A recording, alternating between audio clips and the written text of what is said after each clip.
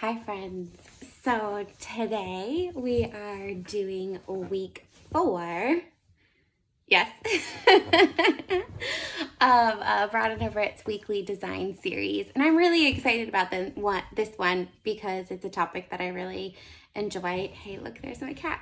She just came downstairs because she heard my voice. Okay, and Remy's upstairs, so he might come down those stairs as well. We will see if it'll just be madness. He thinks there's somebody in this room that he needs to worry about. Anyways, week 4, very exciting. A topic that I'm super interested in, and it's how to choose the paint color for your room. And this is something that I enjoy so much because I just love color, and I think that every single room should have color. And I've done many mistakes. I've painted rooms multiple times over and over. And so now I think I've finally realized exactly how to get this right. With this, our new home, our third home, we've only painted each room once, which is actually a big feat for us. Our first house, we painted like each room 3 times or more. So we've kind of narrowed it down. And I do start to have a little bit more of a process than when I used to just go off the cuff. So, I do think that it's more of an experience to try to choose a paint color.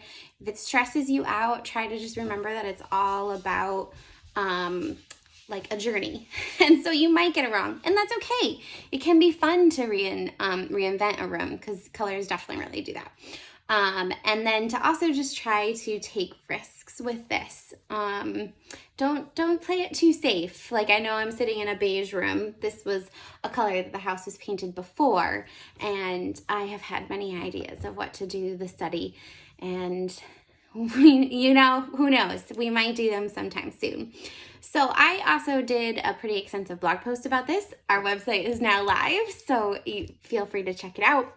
It's under the interiors tab, but I'm going to cover most of the topics here. But if you need to go back or want to have something written down, then that's a great place to look at everything.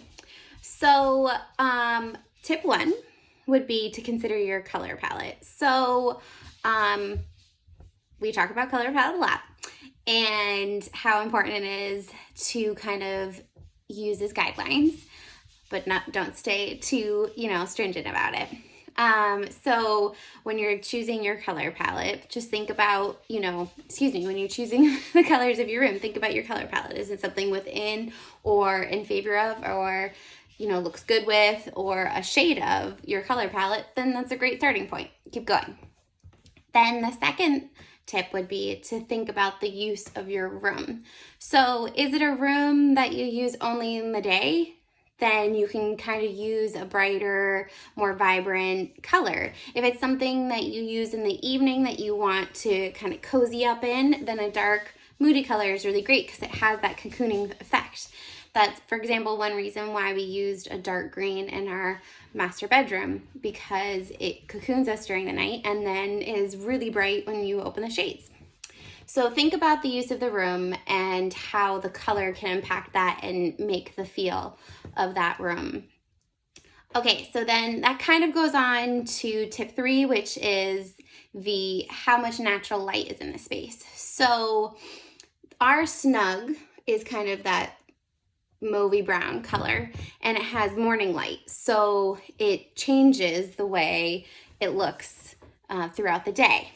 And then our bedroom has like northwestern light.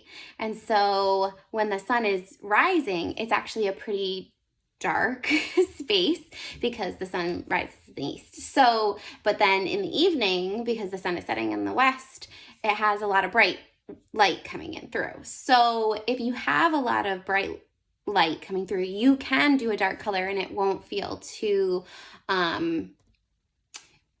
overpowering or too claustrophobic for those that might worry about that. So if you have a lot of bright morning light, then you can do a darker color in that space because you have a lot of light coming in. So it'll feel very different than if it was a dark space. So think about the light, think about the way the room is facing, and think about how that light impacts the use of the room and how that'll impact the color.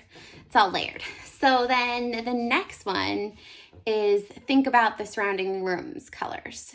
This is kind of a good example with the two rooms that I talked about is our snug and our master bedroom. They're actually off of each other.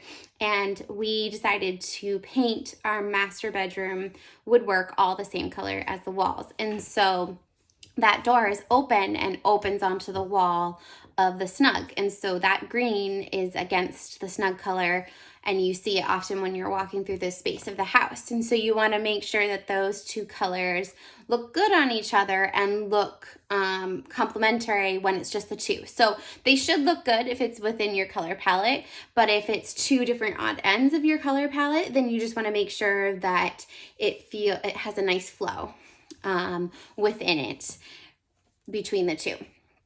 Also, if you want to think about your mood as well between those two rooms and how easily they flow into each other, that could also be important. So an example for that would be if it's a kitchen that flows into a dining room, but you want the dining room to always feel cozy and intimate, where you want the kitchen to feel bright and airy, then those two colors will be different scales and different tones.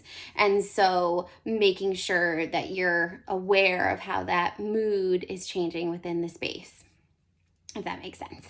And then the last one is what other items are in the room. So is there a lot of brightly colored furniture? Or is there a lot of neutral furniture? Is there a brightly colored rug? Is there lots of pattern? So you kind of want to balance all of those things, which is something that I think I'm going to talk about next week, which you could talk about for weeks and weeks and weeks of how to balance a room and of patterns and colors and all that stuff. But like, just to kind of ease you into it is see if there is a lot of color or a lot of neutrality, then you can kind of go into the other end of it. So I am a self-confessed addict to moving around furniture. So I understand that this can change from space to space. You might be introducing different furniture, but if you have all the same color palette, then it should be able to move within room to room easily. So for a good example is in our snug, we have a bright gold velvet sofa. And so when I was thinking about the color of the walls, I always wanted it to feel like that sofa would look great and would complement it, because I do think the sofa is probably the focal point of the room, but I wanted the color to not just be a boring neutral. I wanted it to have a little bit of dynamic power to it. So that's one reason why we chose the mauve, knowing that there would be some other color in there. So I hope that was helpful. I'm not sure. I feel like I just rambled in circles. But if you have questions, feel free to reach out in the comments or to me directly, or check out the blog. It goes into detail and it's written, so it's a little bit clearer than me just talking to myself. So yeah, I hope that you enjoyed it and got a little bit of value, and let me know what you think. Thanks, guys.